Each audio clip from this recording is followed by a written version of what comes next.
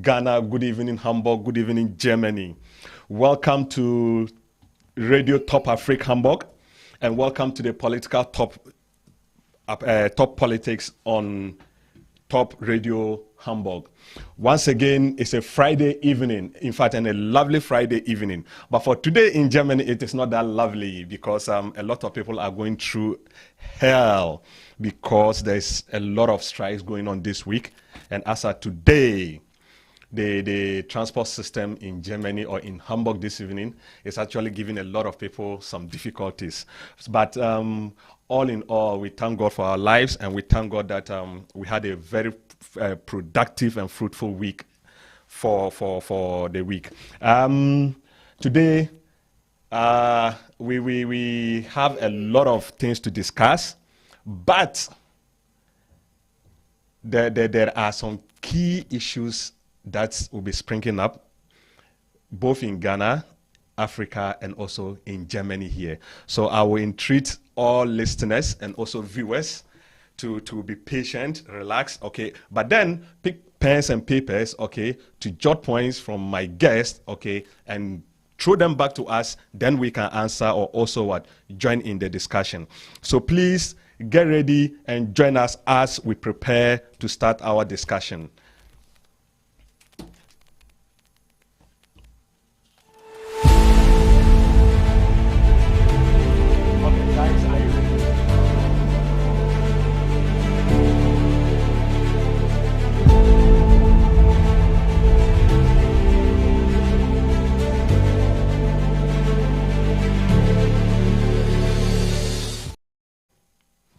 Yes. So before I call on my guests to join us in the discussion, remember the WhatsApp number to join us or to share your comment is 0152 104 39013. I repeat it again, 015 2104 39013. So you can send your contributions and comments through that WhatsApp, and it will be read and shared to the globe to hear you. But those joining us on Facebook, just leave your comment there and it will be read. And today, I promise you, I'm going to read a lot of comments, because today is going to be very interactive, okay? And YouTube, yes, my eyes are on that line too, and I promise to read those ones too. But like I always say, be brief, be humble, and at least respectful, because we are all learning and we are all sharing our opinion. Don't come and insult any other person. If somebody shares an opinion that you are not comfortable with, that doesn't warrant insults, okay? So let's make this program a very wonderful one, and let's behave as a family. So today, joining us on Zoom, okay, is the NDC rep and also an MPP rep. So I would quickly let them introduce themselves. Then we can start the discussion, or we can let the ball roll. Okay, so starting, I would call on, Dr. Abongo. Dr. Abongo, are you with me? Yeah, I'm with you. Okay. Yes, Dr. Abongo, are you with me? Yes, I'm with you. Good. Yes, so can you quickly introduce yourself for me, for my listeners to know who actually Dr. Abongo is? Okay, thank you very much for the opportunity. Let me use this opportunity to also greet all your listeners, Radio TopAfric, wherever they are, and those watching you on Facebook. I greet all of them. And let me also use this opportunity to greet our President Nana Akufo-Addo, and all the elected parliamentary candidate for Ghana. And a big shout out, a big salute to Dr. Mahmoud Bawumia, the incoming president in December 7, 2024. I am, as you all know, I am Ajene Abongo Mashu Jacob, and I'm communicating for MPP, or I'm part of the MPP communication team in Germany. But currently, I find myself in Russia. But wow. I'll soon join you back in Germany. All the way from Russia. So I hope we are safe. Oh, I'm safe. Here it's even safer than any place, any planet in this world. Then why are we getting a different communication about the Russia and Ukraine war? Though it's not our discussion today, we just hope you are safe, and we'll also advise that keep safe, okay? Whilst you live your life and go about your business in Russia. Thank you very much. I'm safe. That is why you can see me smiling. That's why you can see me joining you on your radio program. So I'm well safe, and I wish you can come and visit me and you see how safe Russia is. We have everything to protect everyone, so we are well safe. But that's I'll fine. also take your advice. That's fine. That's fine. Okay.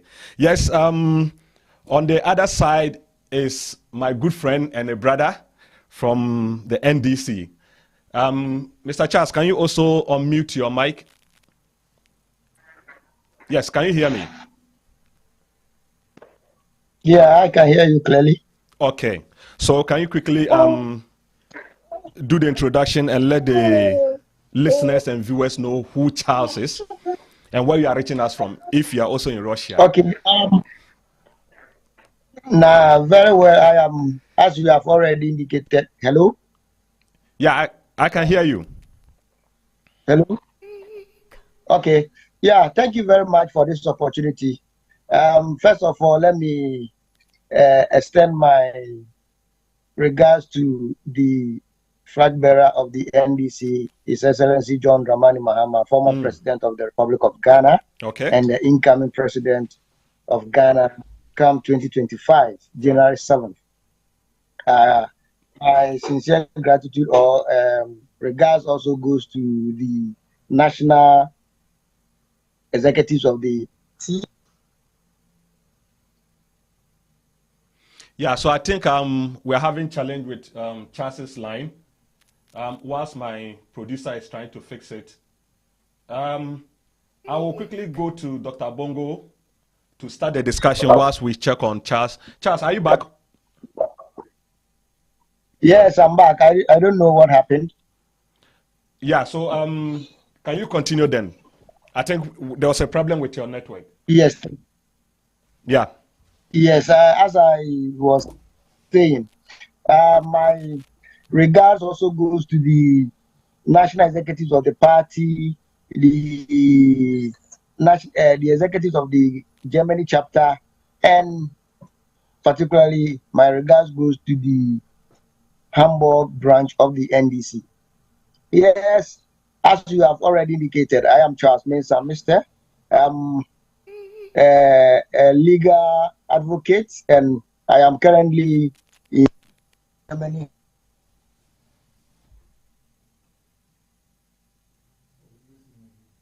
Okay, thank you very much, Charles Mensah, for that. Yeah, so we'll quickly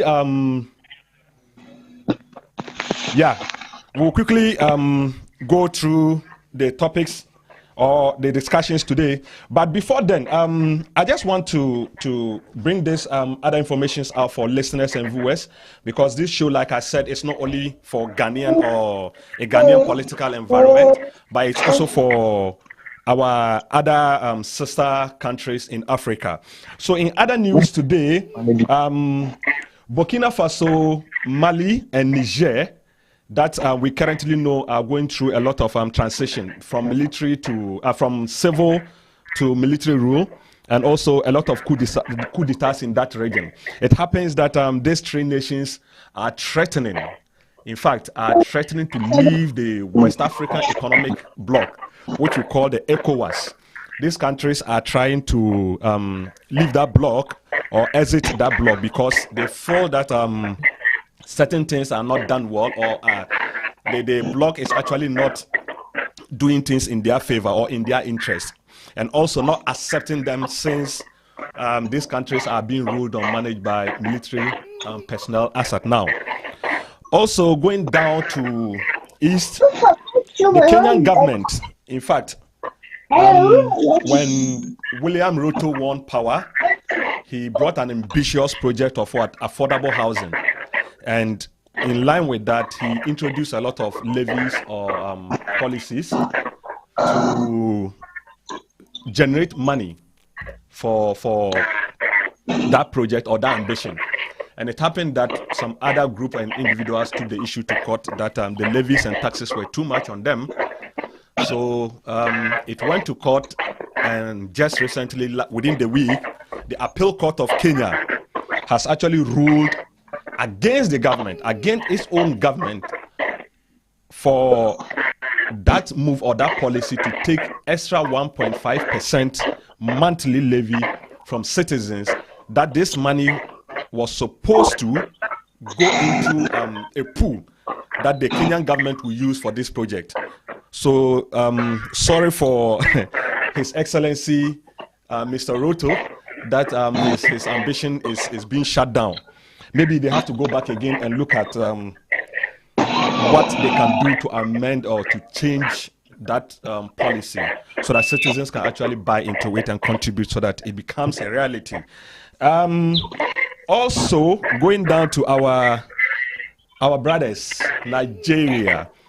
Funny enough, within the month, a lot of Nigerians, both public and civil servants, were afraid that some salaries will not be paid because they thought that the economic situations and the way Tinubu and his government were running the country, they were afraid that salaries will not be paid. But fortunately, very fortunately on them, I will say that the Lord has accepted their prayers.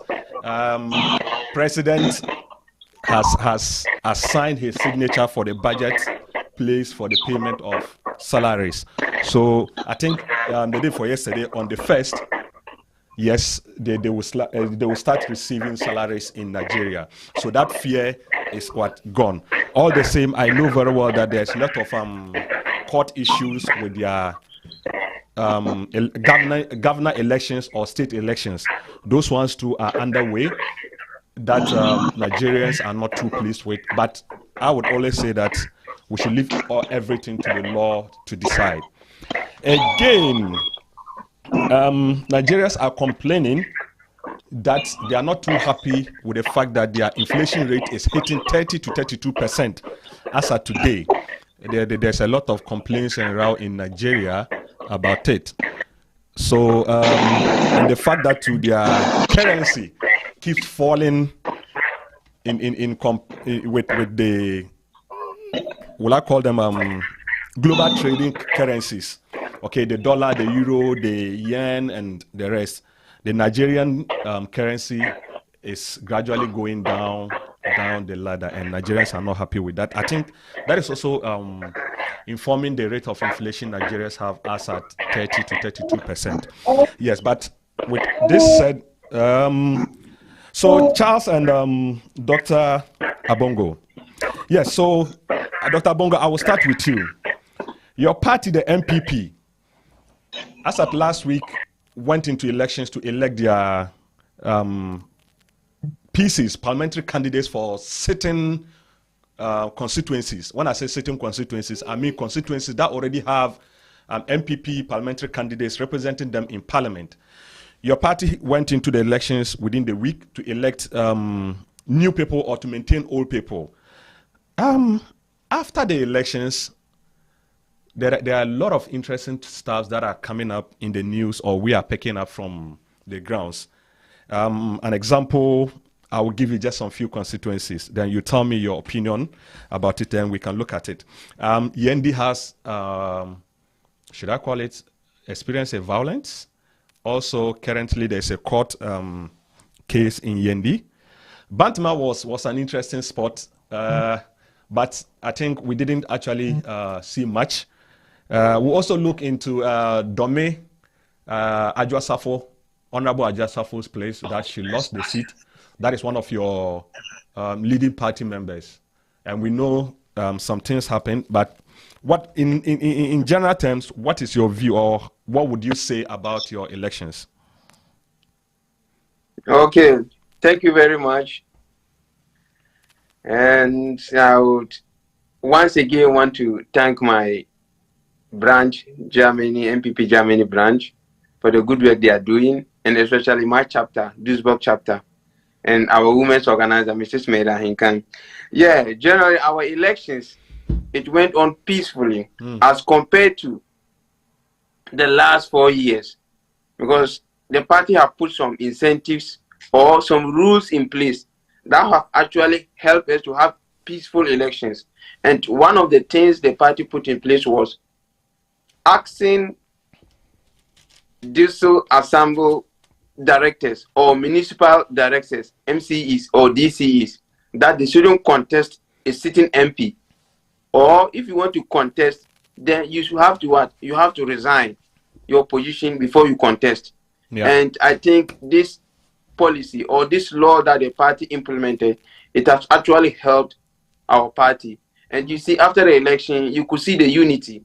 Just like you mentioned some of the parliamentary candidates that we all saw. You can see that Bantama was a very hot seat.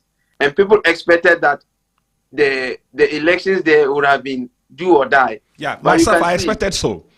Because when you look at the way the two candidates were going or approaching the elections, it wasn't that funny. Yes, it wasn't that funny. Like as you can see. And you could see our old man, Kennedy, at the point when he went, he threw jabs here and there, left and there, front and right to Asanso. But you could see that Asanso too was a kind of a matured politician. He had been able to overcome those kind of attacks, and he was calm. So after the elections or during the process of counting, you could see that the other candidate, who is also called Achampon, he moved straight to him. People were thinking that maybe he's even going to attack him. When I saw the video, I said, hey, Aden. But you see that he moved straight and he shook his hand and he congratulated him. And that was the unity. And it was very peaceful. That's why I say, if you understand politics, politics is not do or die. Politics is just to understand that there is win or there is lose. And that is maturity that the Bantama candidate, the one who lost, who is also called Ajapon. And I appreciate what he did. So it was very good. It was very good. Moving forward is the unity that we have. I know Bantama is a done deal seat for Asanso because NDC cannot challenge MPP in Bantama. I like the normal used to say, if you put a toy there, Ashanti people, Bantama constituency will even vote for the toy and will carry the toy to go and sit in the parliament. Yeah, so let's go to Dami Kobenya. Okay, Adwoa Safo seemed to be or was the darling girl of the party one and also of the people of Dami Kobenya. What happened? Yeah, with Adwoa Safo issue, we all know Adwoa Safo issue was, you see, the issue all started when he was given an appointment at the Ministry of Women's and Children's Affairs, as we all know. So with that, she had an issue with the director for school feeding, the wife of Major Courage Koshiga, late Major Koshiga, because she wanted to change her independence home, leave her to work. So during that process, he took leave to America, right?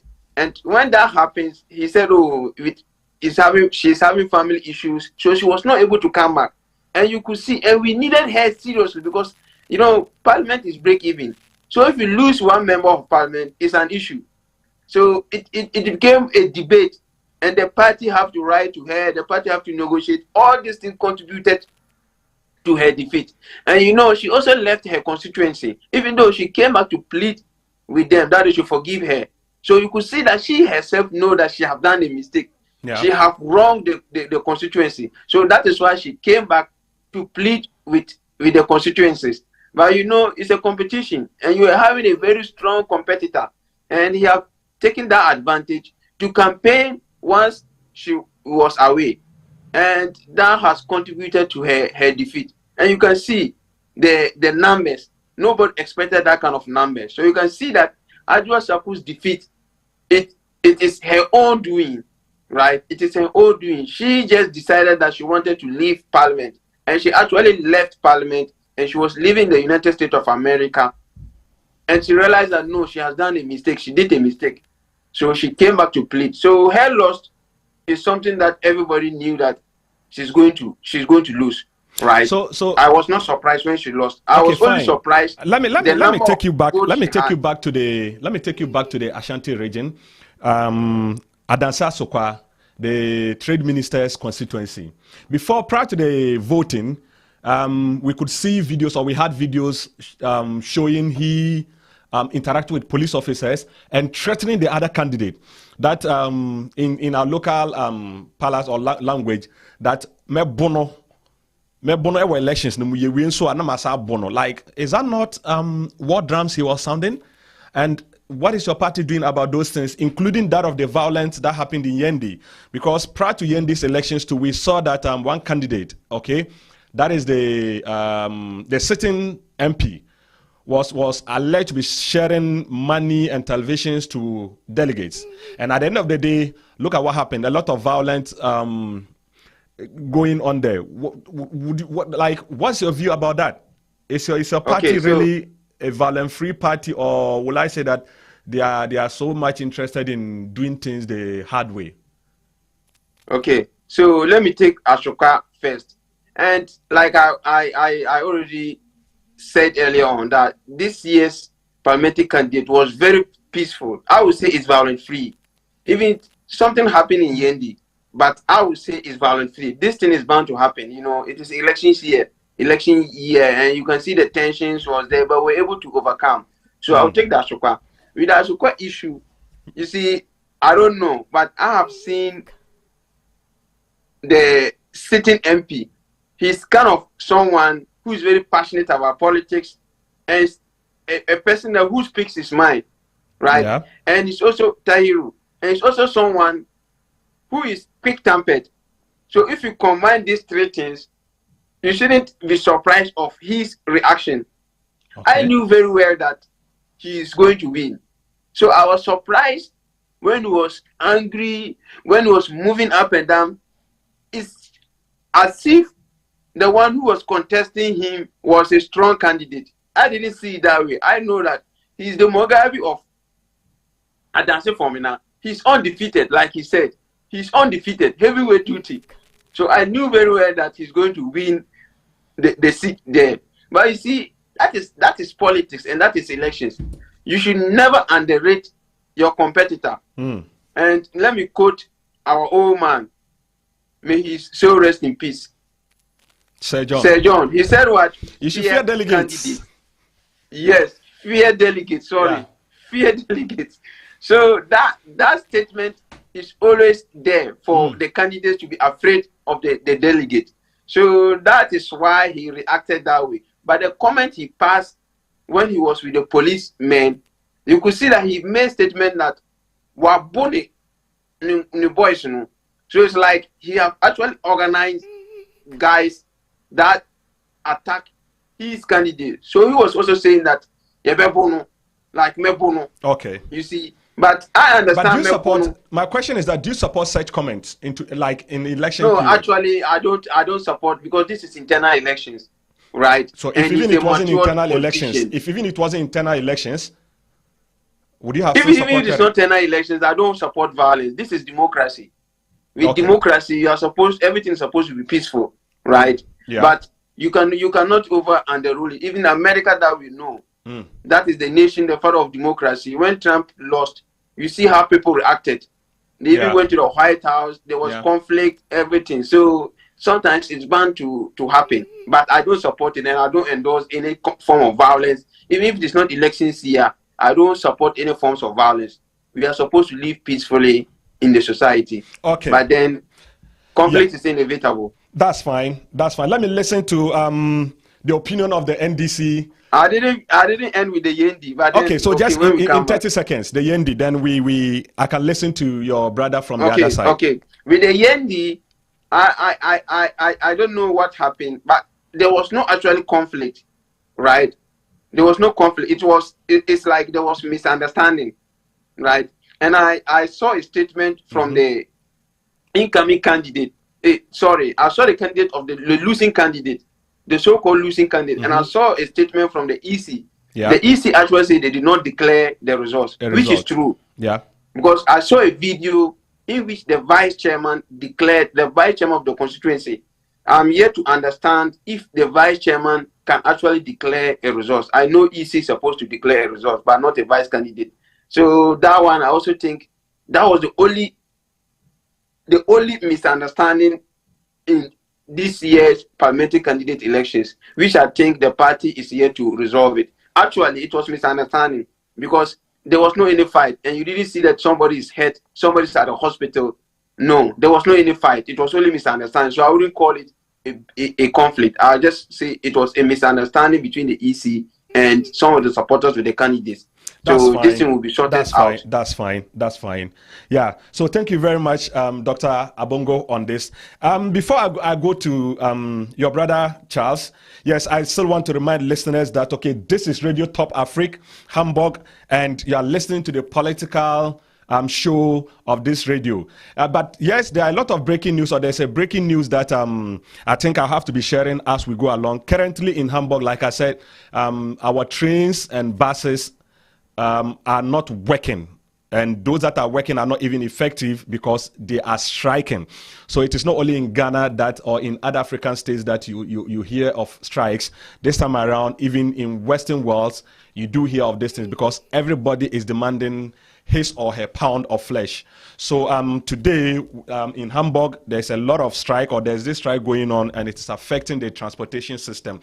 So those late bears who stay outside for long, or who are out there on a Friday weekend or night to celebrate or to have fun with colleagues, please be mindful that you might not get it easier going back home. So you should have an alternative as at now, before you get yourself stranded or locked out somewhere. And obviously, we know we are in winter. The weather is not too good for us. So please put that in mind. Also, another breaking news that I know is that today, the New Patriotic Party had a caucus meeting, and or will I call it an executive meeting, and they are beginning to look at policies to regulate the involvement of chiefs in top positions within the party. So all these things are breaking news that are coming in. And also, we're also getting another hint that with the current banter again of the NDC and the Electoral Commission of Ghana, the leading opposition party, that is the NDC, is planning to boycott the IPAC again. And when I say IPAC, that is Inter-Party, I think, Assembly, where these parties meet with the Electoral Commission to judge on what policies and roadmaps towards election. And I think the NDC, once again, in not being so happy with some of the policies or roadmaps this Electoral Commission wants to put in place, they are, as usual, maybe, that's why it's breaking, but it hasn't been cleared yet, that they might be boycotting IPAC again. But let's see what happens by tomorrow or Monday. Charles Mensah, are you online with me? You can unmute if you can hear me, Charles. Okay, thank you very much. To begin with, as I already indicated, that my regards go to His Excellency, former President, the NDC national executives, and the NDC caucus of fraternity in Germany as a whole. Yeah. I would like to begin with your breaking news, or the information that you picked in respect of NDC rescinding its decision to go back to IPAC. Let me just straighten some points here. The IPAC, as you indicated, is an inter-party advisory committee, and it is a forum created by the Electoral Commission to judge on the best ways or the best measures to implement for Ghana to have a credible elections and elections. Yeah, Charles, are you with me?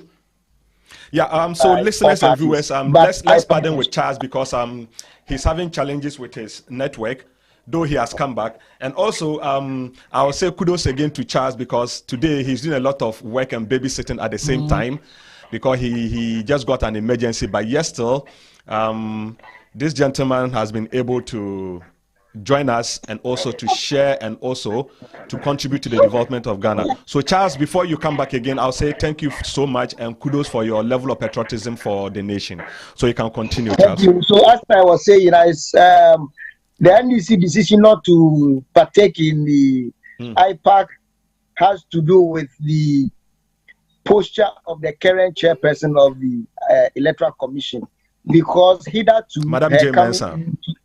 Yes, hitherto coming into office as the chairperson, predecessors were persons who were open to consensus building and dialogue building, for which reason IPAC was set up. But her posture has been that IPAC is a platform. In her view, IPAC is a platform where she pass on information to political parties or the stakeholders. And our position has been that that was not the main objective for which IPAC was created. IPAC was created for stakeholders to judge, dialogue, and come out with the best practices which will ensure that we have a credible election. So if NDC is thinking of withdrawing again, then it is the case that she has not amended her ways of doing things, for which reason she called NDC to return to IPAC. Okay. So until she admit the fact that knowledge is not sitting in one person's head, and for that matter will be open to listening to ideas from other quarters, the NDC will not be part of such an information sharing platform. Okay. Again, that is the issue I want to clarify. That's fine. So let's go to the MPP primaries. Yes, I will use this opportunity to congratulate all the parliamentary candidates who were successful in their bid to lead the party in the various constituencies. Looking at the whole process, it was conducted in 137, almost 137 constituencies. I know some of the constituencies have their election pending due to court issues and other issues, for which reason elections were unable to be carried out in these constituencies. But by and large, a very large number of constituencies had their elections on the 27th of January. And looking at the atmosphere, I would say it was largely peaceful, and it was okay. It deepens our democracy, and as a result, we need to encourage some of these peaceful attitude that aspirants engage or employ to have these elections carried out. But there are some few negatives or challenges confronting this whole issue. If you look at the Adansia Sokwa, as you rightly said, if you look at the Yendi and the Bantima case, as you were making reference to, by virtue of where the candidates were coming from, one coming from the presidency and the other candidate who was also tipped to win, Kerejapon's brother was also coming from an aspirant of the presidential race. So people were of the view that that seat was going to be tense, and the tension would be something that would be unimaginable prior to the election. The kind of statements these candidates were heard making or seen making left a lot to be looked at. Yeah. But at the end of the day, it was peaceful, and the losing candidate was able to accept the results and congratulated the candidate who carried the day at the end of the process, and promised to work with him to have the seat retained, which in my view, that seat is going to be snatched or taken by the NDC. Looking at the monumental failure His Excellency Nana Addo Dankwa and his Lieutenant or 2IC Baumia have plunged the country into, for which reason the MPP as a political party is no longer attractive in the Ashanti region, which made a lot of people to come out to support His Excellency John Dramani Mahama when he toured the region to solicit for ideas in drafting the NDC manifesto going into the 2024 election. So whoever emerged at the end of the day is not a problem to the NDC. We are concerned about how to alleviate the suffering Ghanaians are going through and make sure that Ghana becomes the beacon of Africa as it used to be, and will put in place measures to be able to pay our debt, both local and external debtors. We are going to make sure that we implement policies and programs that will propel the economy to grow and grow in such a way that at the end of the day we will not default as the current government or the current administration has defaulted in paying our obligations to these debtors. Yeah, so Charles, Yendi, yes. not narrowing it down to Yendi, okay? Yes. Yeah, like we all know, currently there's a lot of issues in Yendi, and like you said, the election has not been declared as to a winner or a loser. Prior to the election day, we saw the MP having branded televisions and stars. Do you think that also led to the incidences that happened there? And will you also say that the MPP, though largely they have finished with their primaries, and we can say they have done well, just a packet or two of violence or like unrest. What is your view on Yendi? Yes, thank you very much once again. As I was expatiating on the Yendi incident, you see, by virtue of my background, I do not subscribe to any form of violence, and I do not subscribe to any form of criminality. So I will urge the actors to resort to the legal remedy concerning what happened in Yendi. There is an aspect of criminality in what happened, and the police should take up and ensure that the perpetrators are brought to book. I don't want to believe that by virtue of the love and satiation of the current administration for perpetuating violence in elections, they are also perpetuating violence in elections. They enjoy what happened in Yendi.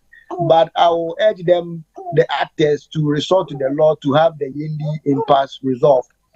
That's because my information is that the City FM reporter was assaulted, and you know, assault is a criminal case, and it needs to be dealt with as such. Although we have the civil assault and we have the criminal assault, but looking at the circumstances and the fact surrounding this issue, this is a clear case of criminal assault, and I will urge the police to up their game and ensure that the perpetrators are brought to book to deter others who have the love of doing same come 2024 December, to be worried of the fact that if they engage in such activities, the police and the security agencies are ready to apprehend them and deal with them as the law stipulates. So I will urge the actors to be very mindful of the fact that Ghana is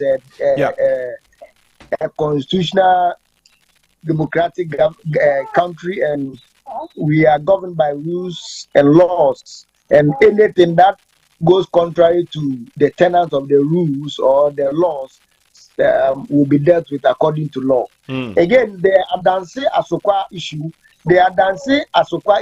for me, I see the actor or the MP for that area, Honorable Katie Hammond. You know, Katie Hammond has a record or a history of being reckless when it comes to making statements. He is one that makes reckless statements, and I am not in any way sorry for what is going on in Adanse Asokwa, because the MP of that area over the years has been reckless, and he makes loose statements to the effect that there are no laws in Ghana, which is very, very unfortunate. And for that matter, he needs to be looked at, and I will call on the electorate or the voters in that constituency to, once he has won, he is going to represent the MPP for sure. And for that matter, the large population should vote against him to serve as a lesson for him to be mindful of the kind of words or the kind of statement that he makes, because he's the same person who made the statement that should parliamentarians go and sit on tree to make laws when the issue of building a new chamber came up. And he was also the same person who made the effect that the youth have no sense in our heads, and that we have left only beards on our chins, and we are carrying coconut hairs. And but Charles, can't we say that those comments are just jovial questions that he makes to create humor and fun? But how do you describe youth as persons who have no sense, and we are just carrying coconut heads? You know, if you are an elder or a leader of a house, you need to demonstrate your demeanor. Yes, you must demonstrate exemplary life for others to follow. You know that.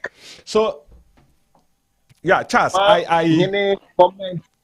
Yeah, Charles. The Domahin comment in respect. Excuse me, let me land. In respect of the Domahin's appeal for case. I mean, the criminal case pending before the High Court.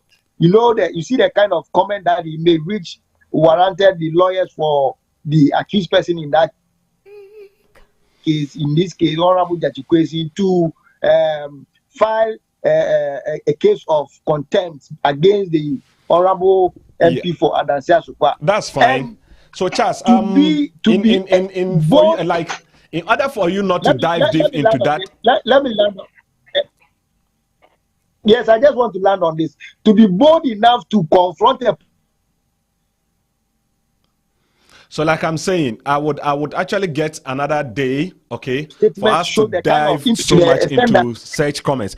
So, Charles, I just want to create this indulgence to you and the MPP rep, Dr. Abongo. With current trends that are going on when it comes to the parliamentary restructuring, I have realized that in MPP alone, about 28 to 30 MPs will not be going back to parliament as sitting MPs. Meaning that, okay, if my assumptions are right, that means that we are likely to get a quarter of the parliament of Ghana in 2025 sitting to be new faces. And that will also mean that we are losing a lot of experienced parliamentarians, okay, that have gone through the mill to help us with our legislature and also our that arm of government. Abongo, let me come to you. Don't you think that? Let me finish with that aspect, if you indulge me, so that he takes over. That's fine. That's fine. But on this one, I just 1 minute, okay? Just 1 minute. Thank you very much. No. I just want to tie in with the 28, and I just want to tie in. Yes, I understand. But I'm saying that I give you 1 minute for that. Yeah. So we all need to, with one voice, condemn the statement that the Honorable Minister for Adansia Sukwa made. But the statement has been condemned. For others to know that next time if you make such comment, Ghanaians will come in unison to condemn you. Again, these MPs, 28 MPs who lost. Yes, you know, I have gone through the list and I have identified something which has to do with most of these 28 MPs who lost their bid were persons who were against, or MPs who were against the continuous stay of the finance minister in office. And you know that. Do you have facts to that? Yes, the finance minister is the darling boy of the president and the eye of the president, and for that matter, he will not touch the finance minister. So anyone who is seen as rebelling or rising against the finance minister is seen as rebelling or rising against the government of the day. So you know the machinations that goes on. If you are Charles, but you don't have evidence to that effect, do you? That is why I said one thing I have noticed. I've gone through the list. Your observation, right? Come again. Your observation. Yes, my observation is most of these MPs who lost were in support of those who were calling for the finance minister to resign or to be sacked from the uh, um, the finance ministry. Yeah. And you also recall that about 18 members of parliament from the MPP side personally indicated they were not going to contest again. So about on the hindsight, about 46, Yeah, 46. about 46 MPs from MPP side are not going to be seen in the next parliament. Okay, and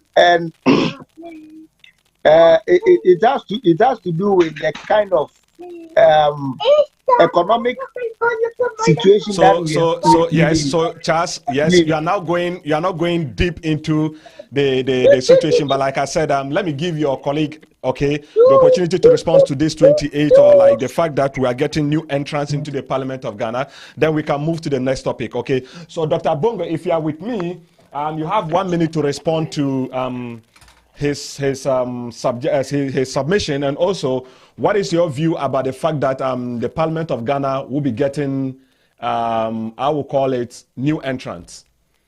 Okay, thank you very much for the opportunity. My brother, you have given me a lot of time to speak and speak and speak and speak, but that's good. Now, but That's I gave you fine. the same time. You also had the same Yeah. time. So no, that's fine. But then you see, like as he mentioned that KT Hammond is reckless. Yeah. I disagree with him. You see, there's one thing that we Ghanaians should know.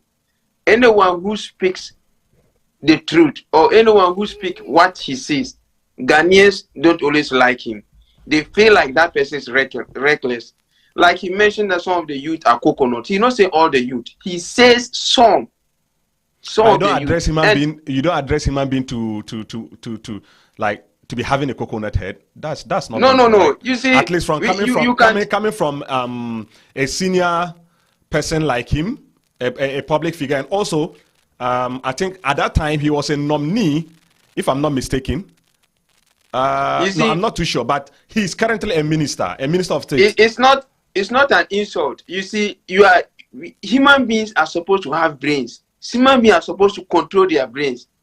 You see, and coconut is something that is a coconut. It's a fruit. It doesn't have anything. It can't control. So if you are a young person and you are not able to control your brains, and somebody compare you to that, it means you have to just change your attitude. I don't think it's an insult. It's something that is to tell the youth we should wake up and do. And he made that statement due to what some of the youth were doing. You and I are in abroad. You could see one, for example, bet. If you go to Germany, you don't see the youth betting, spending so much money just to bet. Everyone is trying to get to work. Everyone wants to go to a factory and job. But you can see that in Ghana, some of our youth, the truth, it hurts, but sometimes you have to tell the truth. They'll go to this betting, they'll sit there the whole day, the little money they'll have, they'll use it and they may not win, right? Why they should go and work? But that is for that. I think it's not reckless. I think sometimes they're passionate, and the truth that you speak, people may think that you are reckless. He also made a statement that those who were against the finance minister, they lost their seat, which is not true, and it is not factual.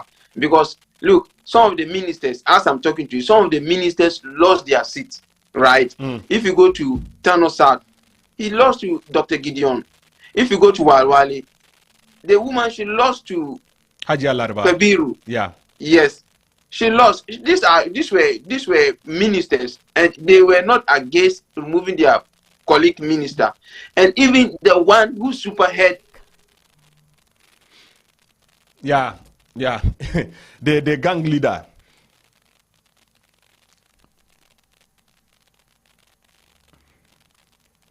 Doctor, I think I cannot hear you anymore.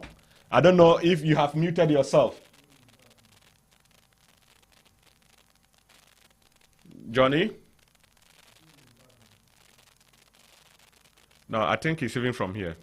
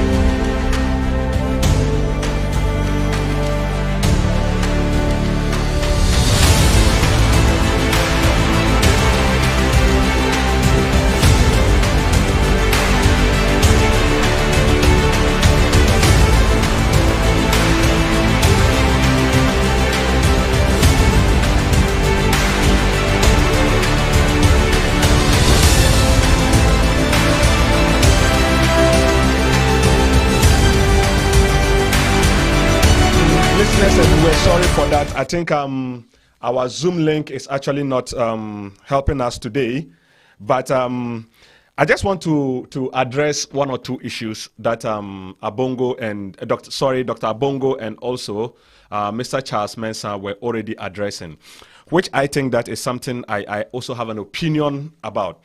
You see, the elections that took place this week, a lot of, like I said, a lot of MPs and ministers have lost their seats or have lost their positions in going back to parliament.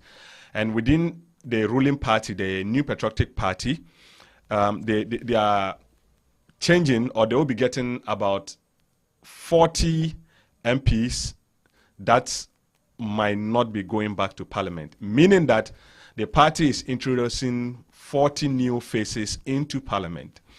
Again, when you go to the NDC, okay, similar thing happened. Okay, a lot of MPs will not be going back. So, in giving a rough estimation, I don't have facts now. I don't have the exact numbers, but I can say that a quarter of the Parliament of Ghana, or the members of Parliament of Ghana, will be new. And my fear is, how are these new people going to get oriented and also join proceedings and be productive for the betterment of Ghana? Because that it is telling me that we'll get more backbenchers than experienced hands. If the likes of Chairman Sabonsu and the rest are not coming back to parliament, what is the effects, or what is this going to do to the Parliament of Ghana? Though yes, it is good that the youth or new people also come on board to learn and also take charge when these old guys or old people are no more. But I'm kind of a bit worried at the rate at which this transition is taking place. I think to me, it is too much for us to get this. So I don't know. I kind of have this reservation, and I want viewers and listeners to share their opinion on that. Then we look at it. But before then, let me go read some comments. Yes. So I can see Shaibu from Bogatanga in Ghana. He says, yeah, okay, kind of happy with our discussion. I also see Mr. Abdul Wizi from Darmstadt in Germany. He says that greetings and regards to Commander Sita from Baba Awal. Boyala Spooky, all the way from London in the UK, is also live joining us and watching us. Kudos to you. Thank you so much. Mame Efia also is with us and watching us live. We also have Sahasita Abdul Hamid. He's also watching us from UK. And he's also saying that he would love to join the discussion one day. Yes, when the time comes, my brother would invite you to join us. And you can also share your opinion. Yeah, we also have Mackenzie. Yeah, Mackenzie is with us in Hamburg here. And he's also saying that big ups Comrade Mensah. That is Charles Mensah, the NDC rep. Then we also have Jam Studios. He says more fire. Then again, Wizi Abdul from Darmstadt also says that, he's also greeting Dr. Abongo. So, Mr. Baba Awa, your greetings is what presented. Also, Boyla comes again and he says, it was actually unfortunate that such a person from a high rank of the party, that is, I think he means the MPP, to say what he said, meaning that what Dr. Bongo was saying is something he's trying to actually challenge, that the comments of the Minister of Trade and Industry, Katie Hammond, was not appropriate. I also see Evelyn Eduyeboa. I know she's also in Hamburg. She also says that, does he make reckless statements than former President Mahama? Okay, she's actually asking a question. And I think viewers will have to judge that, what it means to have or to say a reckless statement. But I think in all humility, whether being a former president, a minister, or a public official, it is not too good to be giving out or to be saying such comments. I think I don't subscribe to that. Okay. Let me go on to WhatsApp. Yes. Okay. Oh, okay. WhatsApp here. I also see Kofi, but there's no another name to it. He also says that big up guys, great show. Yes, so that is all I have for now. Yes, so like I was saying, this issue of a new entrance is actually being discussed now. Is worrying to me, and I think that we have to look at it again. I don't know if my panel are still with me. Let me check if I can still get them. Yeah, I think their line is still not helping. I would quickly say this again, or like go to ask this question so that viewers will help me with that. Then my panel, though I know they are listening, they can jot these points when they get back. Then they would give me their opinion on that. I want them to tell me, okay, looking at the elections they both had, and I mean parliamentary elections, even you can even add the presidential candidates that they have. Do they feel that they have a mixed match or a fit match, as in they should compare the candidates of the MDC and the MPP, and let's see, looking at their individual pedigree and qualifications, okay, which of them is going to give us a very productive parliament or debate in parliament that is going to help the growth of Ghana and also the political environment of Ghana. I think they should look at that, and let's see. I also wanted us to look at the next topic, which is the proposed amendments from the Electoral Commission of Ghana towards election 2024. The Electoral Commission of Ghana has in recent months presented about two points or two key points to the Parliament of Ghana and to the Ghanaian public that they want to amend their rules and regulations, and also some acts in the Constitution of Ghana that give us all and gives them the mandate to do certain things. First of all, on the list, they talked about abolishing or doing away with the use of indelible ink. Those that are not in Ghana or in Africa, sorry for that. When I say indelible ink in elections, in Africa or in Ghana, on election day, we have this special ink. That's when a voter goes through the process of voting.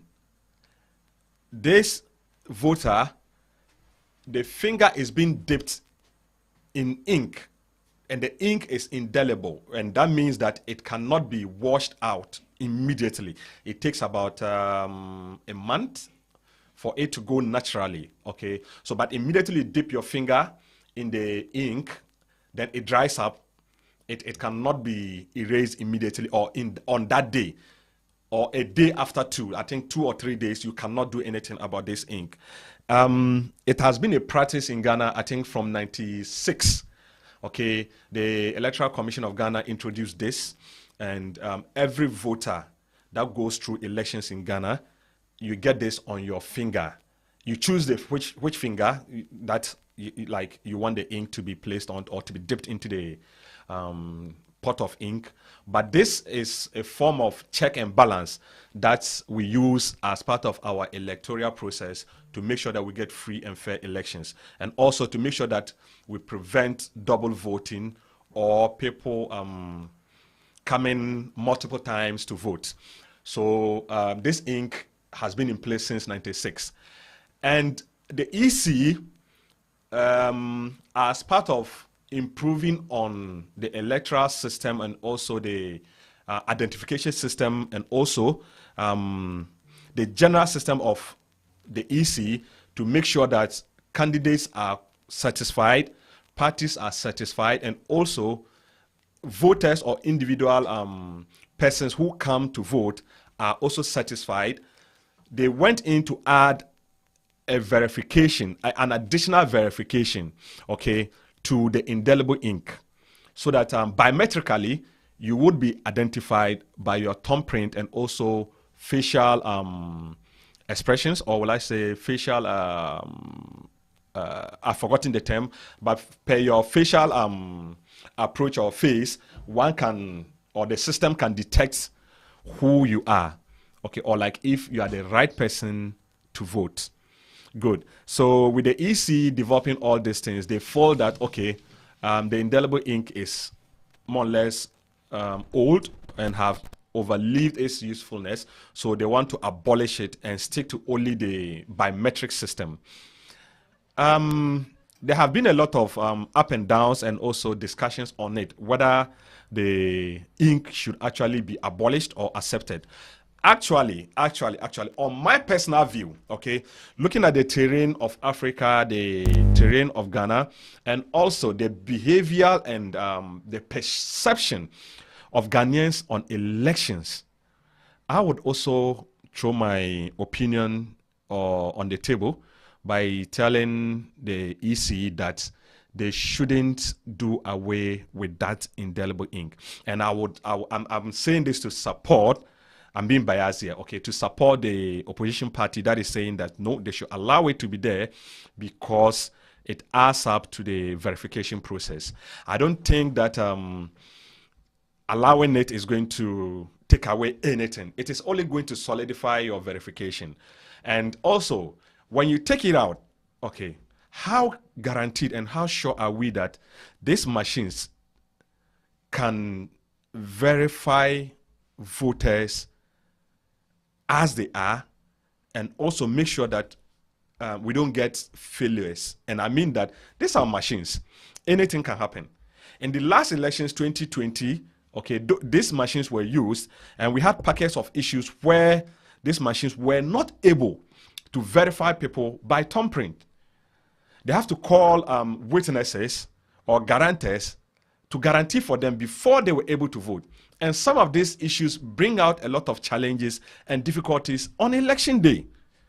So if we can get the indelible ink, in addition to the biometric system, I think that it is right, or it is normal that we allow both to be there.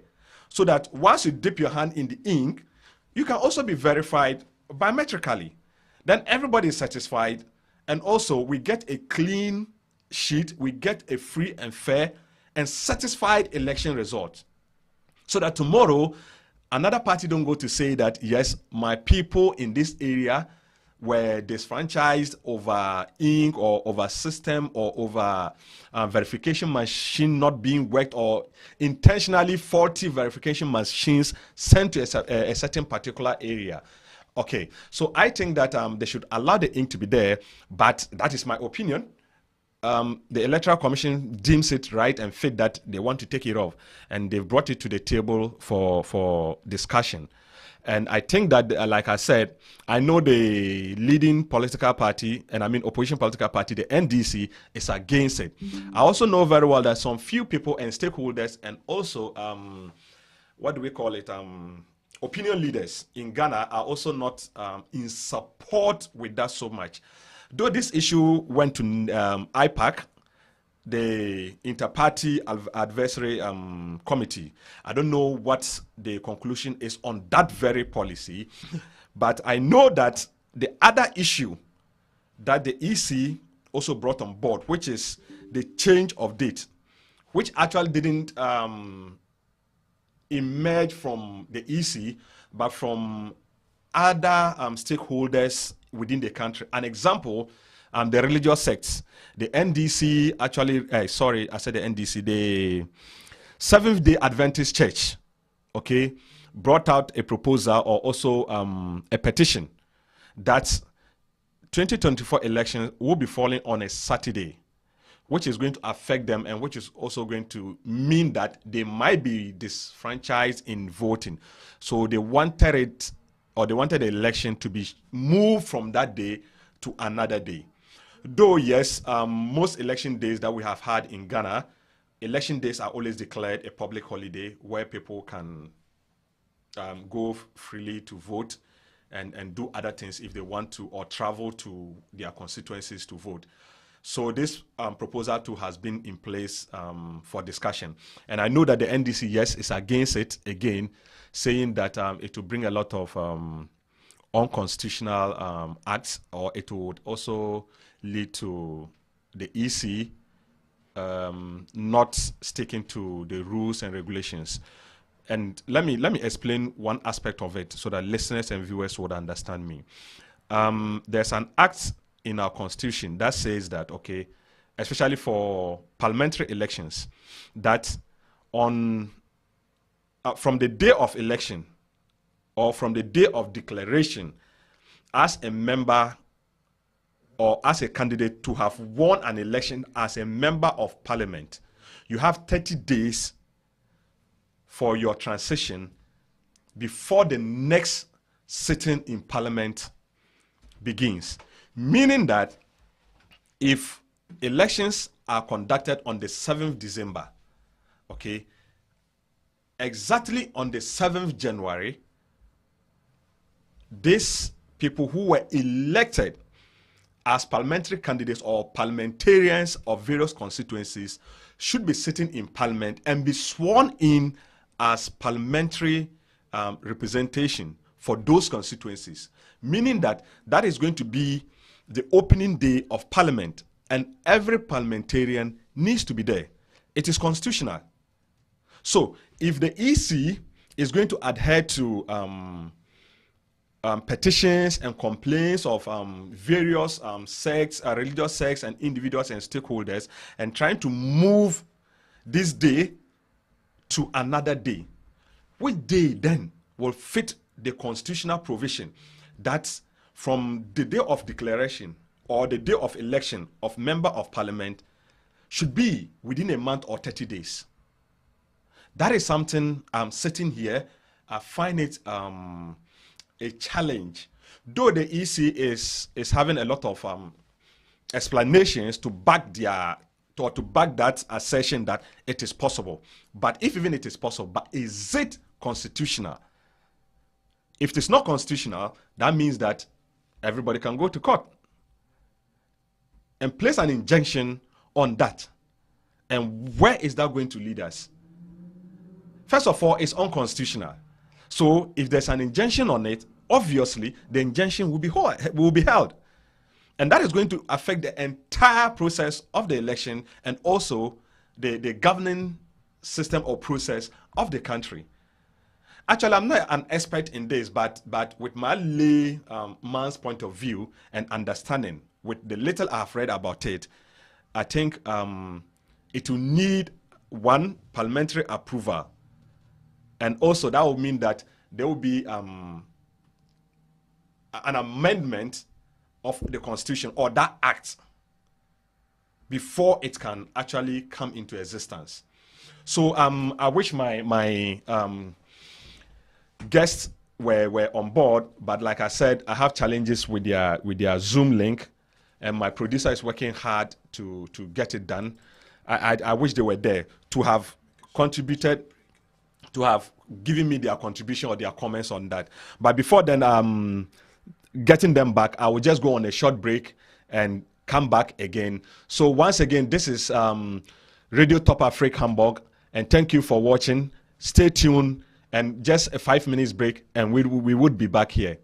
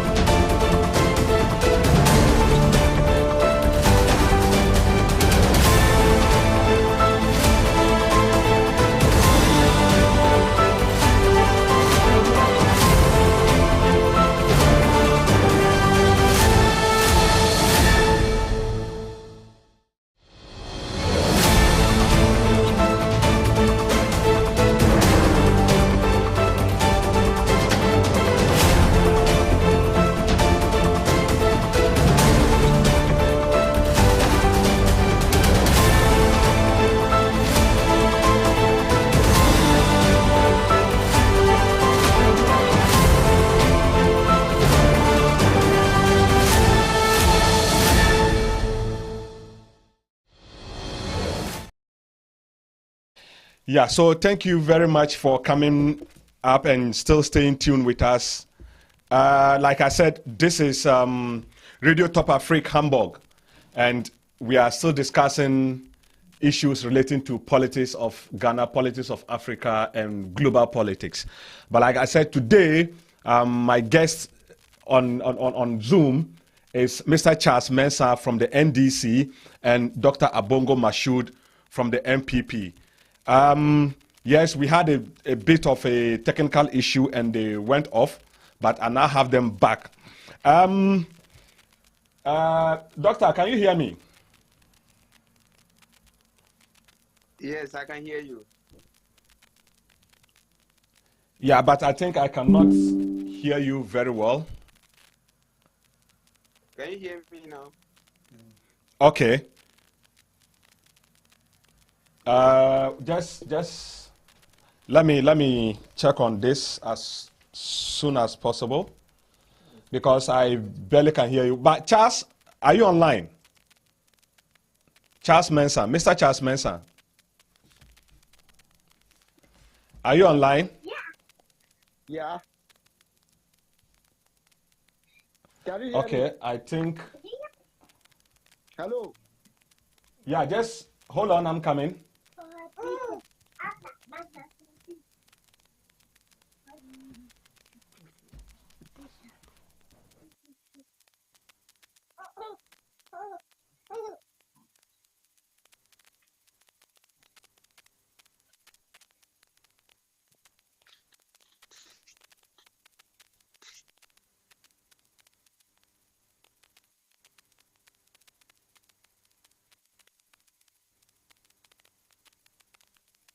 Loud.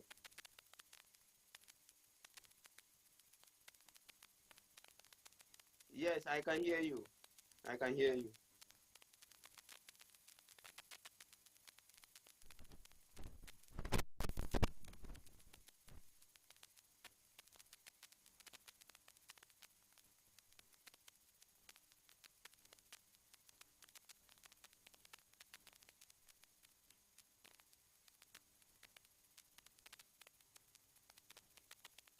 Yes, I can hear you clear. I can hear you.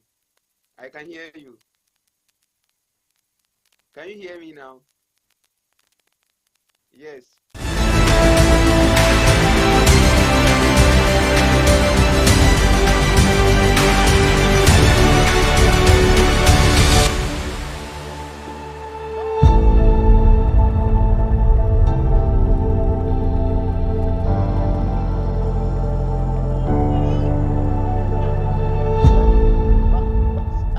Are you online?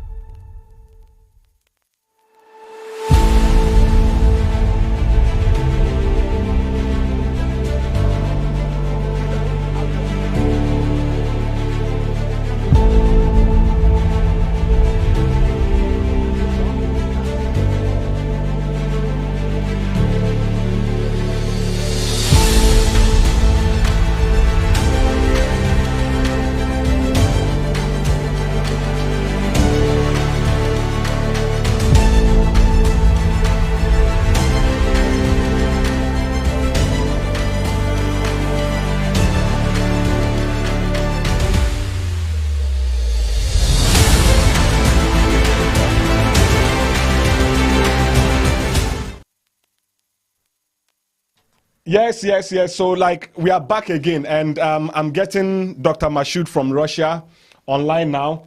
Doctor, can you hear me? Yes, I can hear you.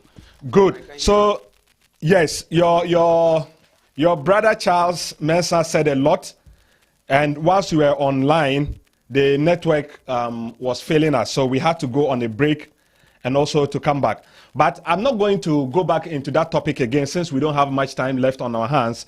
The second topic I wanted us to look at is the EC's proposal to amend some of its activities and practices.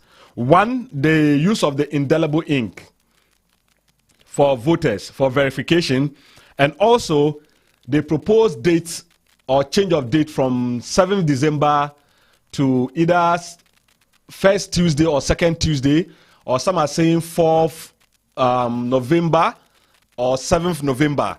This have brought a lot of issues and controversies within the political parties, and also a lot of confusion in Africa and Ghana as a whole. Your party, the New Patriotic Party, what is your view or what is your opinion on that, on this amendment?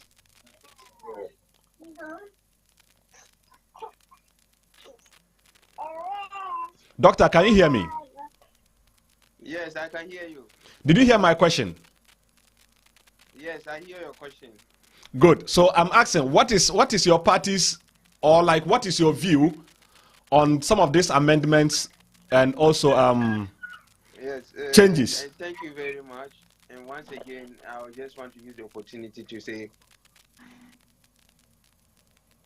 you see, the Electoral Commission has rules and regulations, and it's an institution that is supposed to oversee our electoral system, right?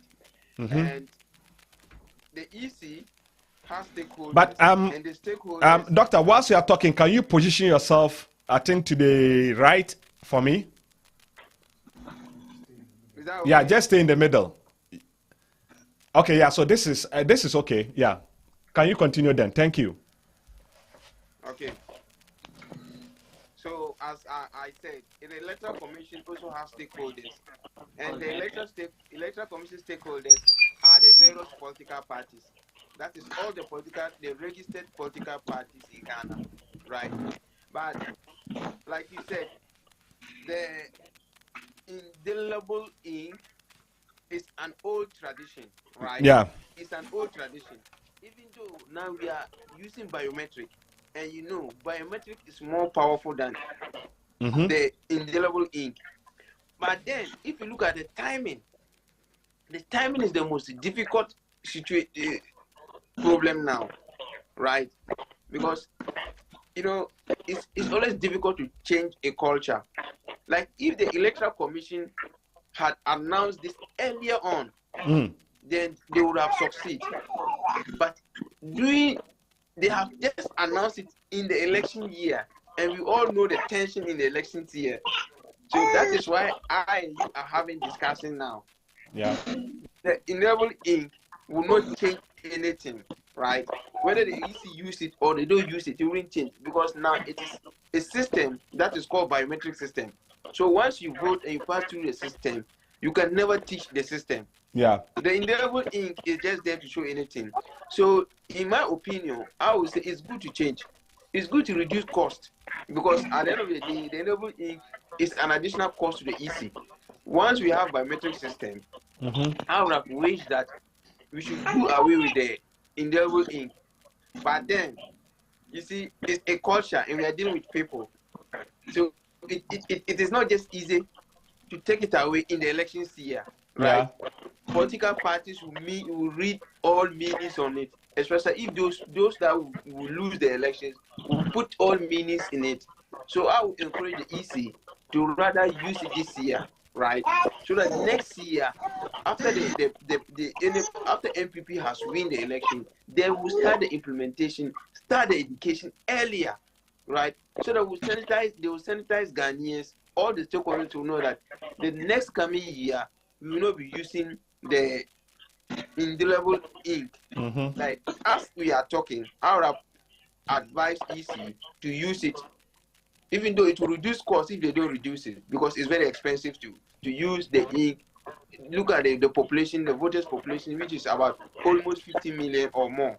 Yeah. Right. And if you look at the electoral reforms, the changing of date, I am for the changing of date. But I always say, you see, the changing of date, let's all understand that this is not the first time, right? In 2016, let me just quote to you the date. The EC tried to change the date, but Parliament did not approve. So let me just quote the date, if you indulge me. On July 21st, 2016, this is African news, right? The change of election date in December, the Parliament failed to have 2/3. So EC 2016 wanted to even change this law, right? but Parliament failed to pass because you should, if you bring this such law, you are supposed to get 2/3, right?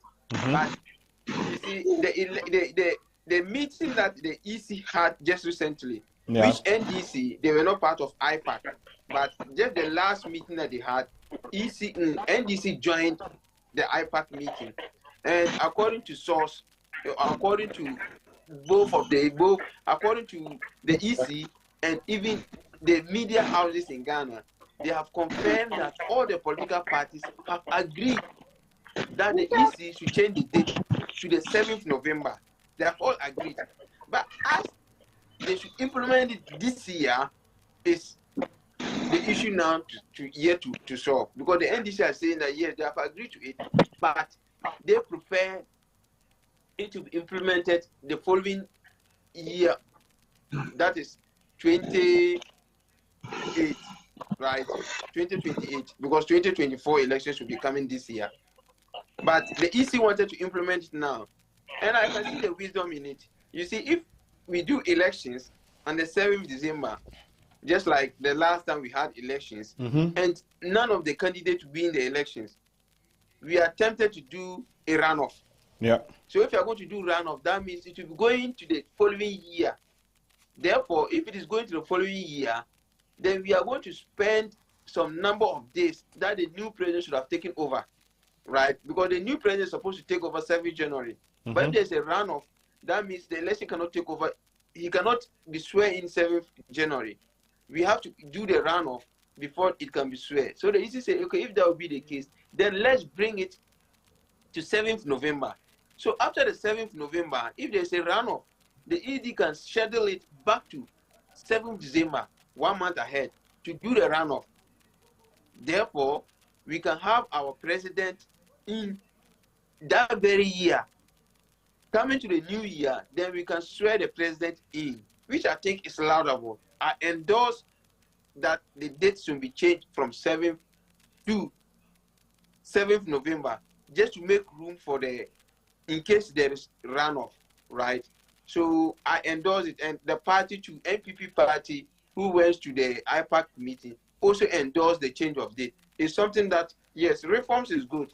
It's only people who don't want change that don't embrace change. But if you want change, it's always good to embrace change. But so I think the NDC wants change than you do. They even want to change you from ruling the country. So they want change. And I think that probably they are just calling for a fair change, but not a perceived manipulated change. Because I think the NDC in times now have argued that the Electoral Commission is in bed with your party. So if they go to IPAC with this proposal and your party and other smaller political parties, okay, are agreeing with the EC, and it's only the NDC that is kicking against it, don't you think that, as usual, is the issue of or that claim that your party is in bed with the EC, that's why you are supporting it? Yeah, you see, it's the normal politicking of NDC, right? Because as I stated earlier on, in July 2016, when NDC was in power and the EC was there, I wouldn't say the EC was their side, because MPP, we are mature enough to say that NDC is at EC is supposed to be a neutral institution that is supposed to conduct elections. They sent it to Parliament, and the Parliament were not able to pass. You see, so it is not MPP that is forcing the change of date, and it's not NPP that is in bed with EC to change the date. No, EC actually tried to change the date in 2016 when incompetent John Mahama was in power, right? But they didn't succeed because they didn't have the 2/3 to endorse the change of date. So the EC is bringing it back, and according to NDC, they are endorsing it. They have actually agreed that the date should be changed. But as the EC should implement this thing, the 2028, sorry, they want them to implement 2018. But the EC is saying that they have enough time. If it should come on this 7th November, they wouldn't have any problem because they have made preparation towards that. So that issue that EC is not ready, it's not the duty of NDC, or it's not the duty of the political party. That is the duty of the EC, the Electoral Commission.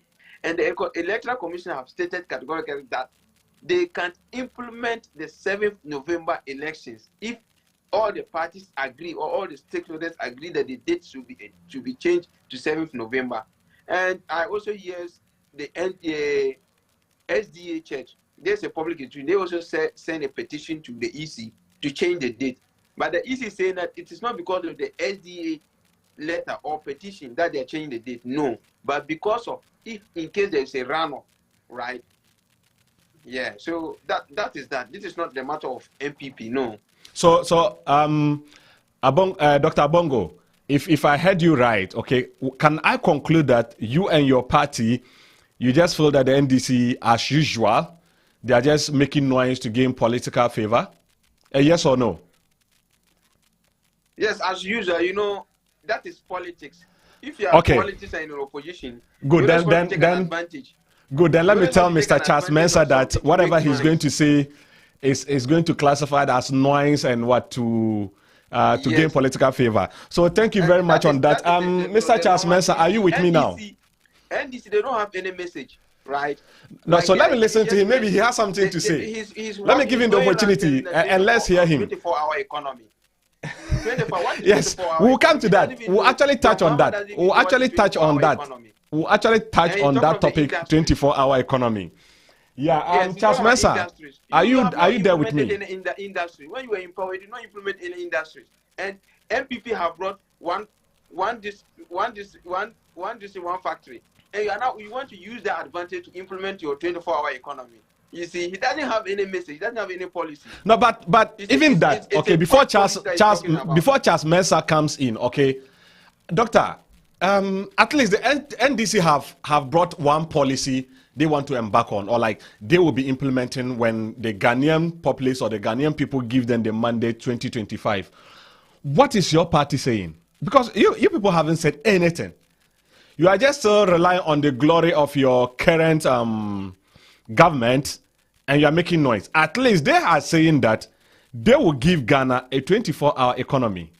You are not presenting anything, and yesterday you seem to be so worried and shaky over the 24-hour economy the opposition party is presenting. But like I said, let me try and reach your brother Charles from the NDC. Charles, are you with me? Can you hear me? As I told you earlier on, my brother, okay. Yeah, pardon me. Yes, pardon me for not switching on my camera. You have challenges with your camera, right? Yes, so but I will do the audio for now. In due course, I'll switch to the video. Okay, fine, but let's hear you. Yeah, so you've heard your brother, Dr. Bongo from the MPP. He's saying that your noise, I'm calling it noise because that's his perception. As usual, NDC is out there to gain political interest with the noise, as in the proposed date for amendments or amendment of the dates by the EC and other stakeholders who are calling for such. And also the fact that the issue of the indelible ink. Okay, so what is your and your party's opinion on this? Like, what do you have to say on that? Thank you very much once again for having me back.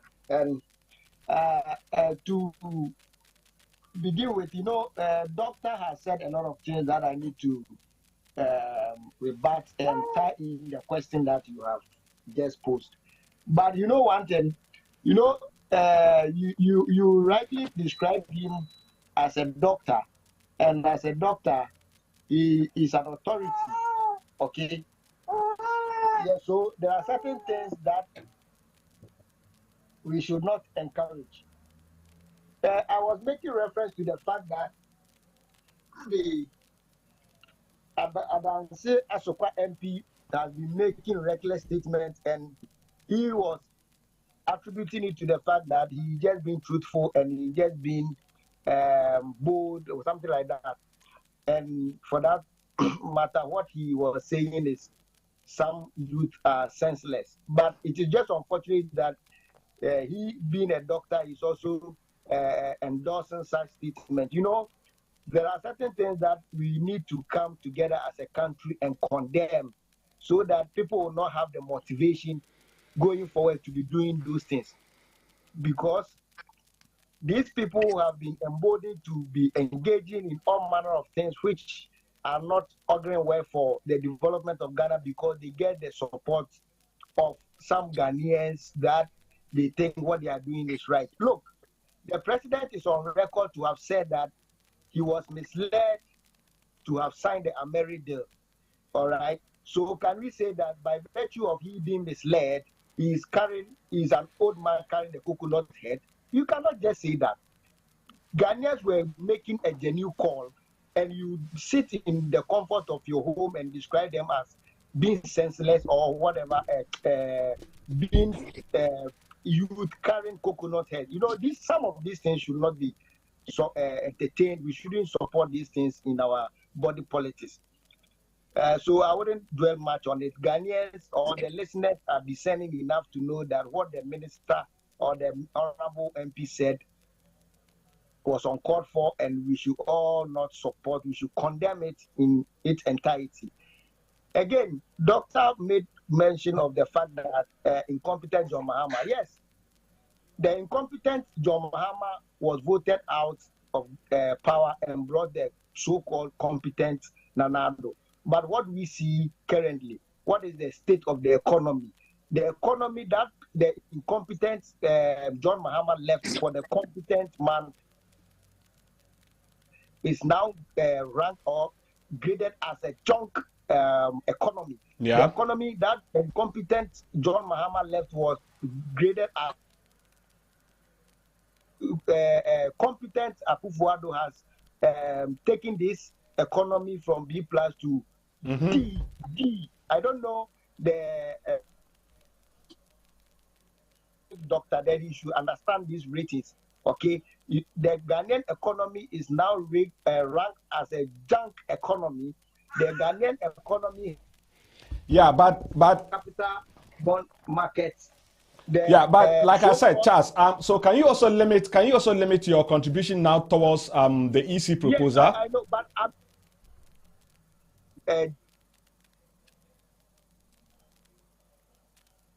Charles?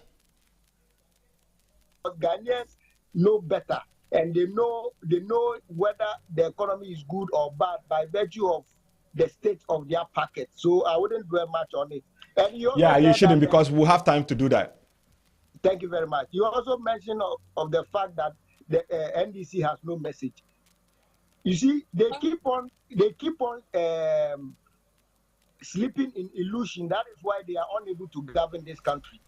If somebody even tells you that when I come, I'm going to cancel ye levy, this obnoxious tax handle is going to cancel, and you say he doesn't have a message. Somebody who says he's going to abrogate ex gratia, and you tell me that he has no message. Somebody who says when he comes, he's going to implement a 24-hour economy that don't understand or know what 24-hour economy is. These are some of the comments which made the vice president went to his hometown and alluded to this similar comment, which Ghanaians at the end of the day backlashed him for making those comments that the 24-hour economy is a bad idea. You see, if you don't understand the policy, just consult, and people or persons who are well versed in the sector or the subject area will brief you so that you understand it and understand it well, and not go around making ignorant statements about the 24-hour economy. So back to the EC question that you posed. You see, the NDC in principle is not against the change of date from the 7th December to the 7th November, because it happened during NDC was in power. Okay, so in principle, we are not against the change of the date, but we are against the change because we have barely 11 months or less. No. Okay, Paddy, if you allow me to make my submission. No, the floor is yours. You are the only one speaking. Okay, thank you. Yes. So we are looking at it from this angle that before the election in December 2024, there are certain activities that the EC needs to carry out before the election will be successful.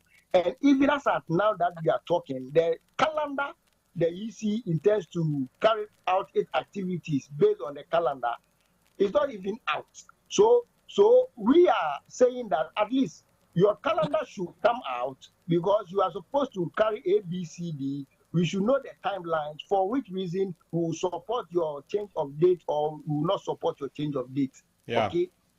That aside, the EC also talk about the fact that he's going to abort the use of indelible ink. You see, it is only a madman who will go to sleep when his roof is on fire.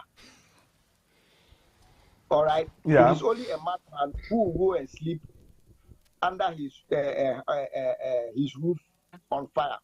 So the EC is suggesting that it is going to abrogate the use of indelible ink. But just recently, or just some few minutes ago, we were relying on internet to have this program, but the internet failed, right? Yeah. So have you not resolved the issue, the program would have come to a close, or would have truncated the program. Is that not the case? Yeah. Good. That should tell you that internet or technology is not 100% secured or guaranteed on election day. Exactly. So if you are telling me you are going to use the BVBs to verify people, what if at the end of the day the BVBs fail, or if the BVBs do, if they do not fail, but somebody who is recalcitrant enough to have the ballot casted twice in his favor, or twice in his favor, decides to go to police station B or police station A and vote, for which reason there is no indelible ink on the finger, you could see the kind of chaos this thing is going to create at the police station. Because if I come to your police station and say I'm coming to vote, police station A, you permit me to vote, I go through the process, I come again to police station A to vote, and somebody say, oh, this man has voted, so they are not going to allow him or her to vote again. And you say that by virtue of you verifying him technologically, you are going to verify him again. If at the end of the day the machine is unable to verify him again, you come to the conclusion that he has not voted, and for that matter, you allow him to vote. And such a person would have voted twice. You know, if you are making drafting any law, you should be mindful of the fact that every law has an exception. So in drafting the law, they should take into account, in the worst case scenario, what are we going to do? So you cannot tell me that you are abandoning indelible ink and resort to the BVDs. So if at the end of the day the BVDs do not work, what is your next option? Okay. That aside, you know that this is a system that is manipulated or handled by human beings. So if somebody who has an ulterior motive is handling the machine, you can just know how he's going to program it. It is just a matter of program. All right. So what we are saying is the indelible ink is another phase of verification, which even makes it easier for everybody to know that A or B has voted, and he needs not to even get closer to the police station. But that's fine. So yeah, so you have actually made a very good point, and I say before you even joined the game that personally I'm being biased on that topic by supporting the call on the NDC to maintain the indelible ink, because we are not there yet for us to just rule it out completely not to use it. In any other case, it doesn't. one funny thing, the recent MPs, or parliamentary election, they use the indelible ink. They use the indelible ink. Okay, and you know that it is not a bad idea to have multiple layers of verification. It even strengthens and makes the election more credible. Okay, that's fine. That's fine. But you know that in the current BED Charles. system that Charles. So let me just I want you to in 1 minute because let me clear this point. Now wait, let me just add you this because our time is up, but our producer has given us like 5 minutes. So I just want to add you the last topic, then you just, because that one is not much, it just, I will call it a teaser so that we can close for the day, and next time we bring it on board. But before you go there, let me read some other messages again. Like I promised today, I'm going to read a lot of messages, honestly speaking. I have here Ruth Owusu on Facebook, which also says that, she says that NDC. Okay, I don't have to read that. I don't have to read that. But then she comes back here again to say that she's surprised that NDC seems not to have shame or not to know shame for still doing some of the things they do. Let me see.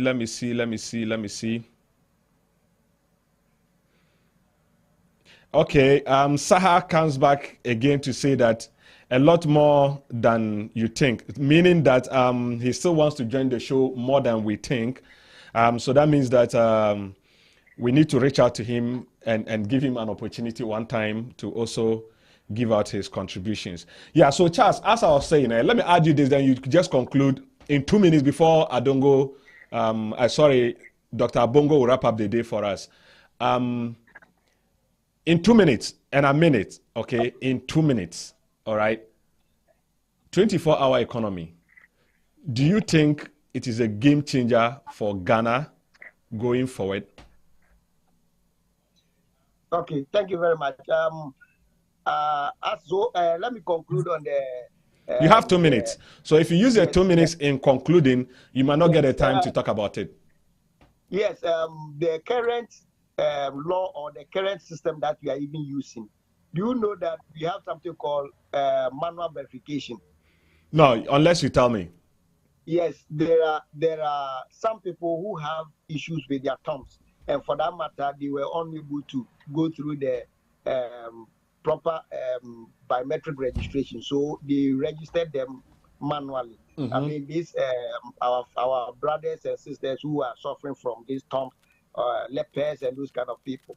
Okay, so there are rules or there are provisions for them. Okay, so if at the end of the day we even have persons with exceptions, okay, you are coming with a proposal or a rule that suggests that you are going to take away the indelible ink. So how are these people going so you have 1 minute to go. Charles, you have 1 minute to go. So can you go into the teaser topic I just gave you? Then we can wrap up. As I said, if you are unable, if you do not understand the 24-hour economy, you just have to be sober and consult wider so that you will be taught or be told what the 24-hour economy is. Just by virtue of time, I would just say it in this way. Look, on the government payroll, for instance, we have about 700,000 people working 8 hours. Is that not the case? Hello? Yeah, I can hear you. Yeah, the public sector employees is about 700,000. So they work for 8 hours. Is that not the case? Yeah. Yeah. So let's be rich. If you bring another 8 hours, you are going to add about 700,000 more. Is that okay? But let's be conservative. So you are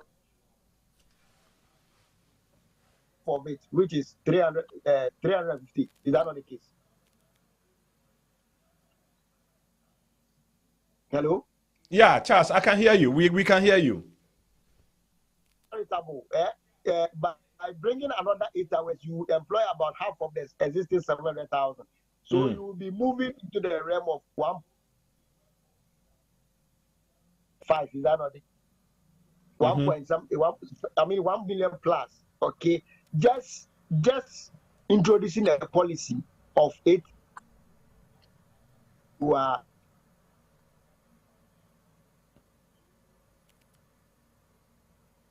okay. So increasing your Mr. Charles Owusu. The private sector. Yeah, Mr. Charles Owusu. So like I told you, you have just 2 minutes, and I have given you more than 2 minutes. So no. There's no conclusion again because I have given you more time than you even expected. So I'll go to Dr. Abongo. Doctor, so you wrap up for us, okay, for the day. So you have also 2 minutes to either respond to him or to touch on the teaser topic, the 24-hour economy that they are making a big deal out of, saying that, the NDC saying that is their game changer. That is the thing that is going to change or transform the economy of Ghana and also the lives of the Ghanaian public. Your party, MPP, and yourself, okay, and with all the expertise I know you to have gained in abroad and also growing up from Africa, do you think this 24-hour economy is really a game changer? Yeah, thank you very much. My brother mentioned, he doesn't even understand the 24-hour economy. I'll come there, but let me just respond. If he doesn't understand it, are you saying that his party doesn't also understand it and bringing it up as a policy? John Mama, what did TV say? He said if he comes to power, they should give him honeymoon. Look at a president who wants to come to power. He's talking of honeymoon. Once MPP were in power, we came to power. We reinstated we implemented free HHS. We reinstated allowance. We didn't ask for honeymoon. We reinstated things that they have to move. What is the current state of the... Charles, please don't interrupt him. With all due respect, when you're speaking, he was very quiet and he listened to you. So Charles, I will indulge you to also what? Respect his space and respect his time and allow him make his submission, please, Charles. Charles, we will debate again. If you want us to debate again, the producer or the presenter of action will debate again. So let me just make my point, right? He was saying that your program have gone off. So if that will be the case, we should still use the indelible ink. I really say we should use the indelible ink. But it's technology. We are changing. We are moving. You see, he's in Germany. You know, Germany is an advanced world. It's an advanced country. If you are talking of dignitization, that's what I say. NDC, they still don't understand what we call dignitalization, right? So that is why he's making that statement. If you go to Charles, stop interjecting him, please. If you go to please allow him land. Are you aware of Charles, Doctor, can you please continue? The listeners and viewers are concentrating on you. So just ignore Charles and continue, please. Okay. So you see, countries is in Germany, America, the advanced countries, they don't use enable ink, but people vote, you see.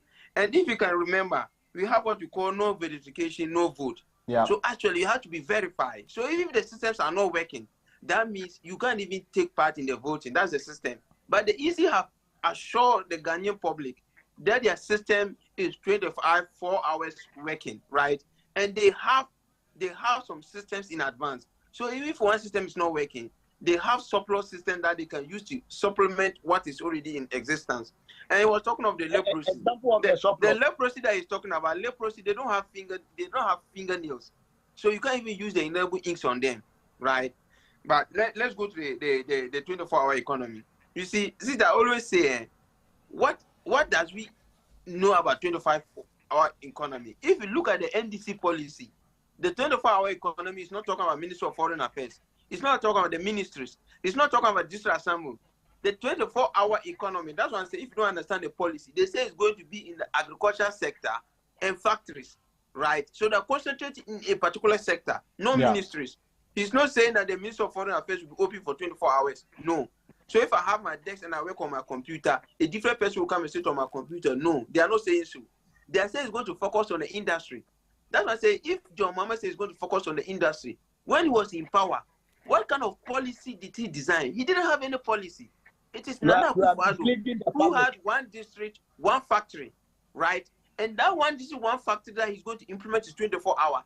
It's under MPP policy. That is a factory that we can run safe. He's in Germany and he knows better. And he's also talking about the agriculture sector. And if I was going to talk about agriculture sector, what did NDC do? We were there in Upper East region. They planted trees, right? Sada, money. They planted trees during the summertime. All the trees got burned by sunburn. You see, but MPP, what did MPP did? We said we are going to have one village, one dam. One village, one dam. And the one village, one dam is actually working. It's in place. If you go to my hometown, Bongo district, it is there. When it is rain, it is there. It is feeding the farmers. And they're using it to farm tomatoes and onions.